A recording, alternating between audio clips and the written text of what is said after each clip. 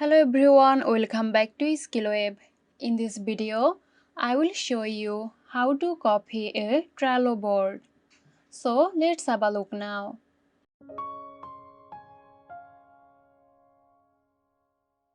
Open Trello and navigate to the board you want to copy. Once inside the board, click here to open the board menu.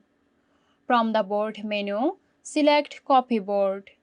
A dialog box will appear, allowing you to customize the settings for the new copied board, including the board's name and where you want to copy it.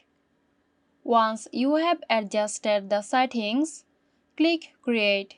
The copied board will appear as a new board in your account, containing the same structure and content as the original board. So that's it. Hope you found this tutorial helpful. Stay tuned for more helpful tutorials here at SkillWeb.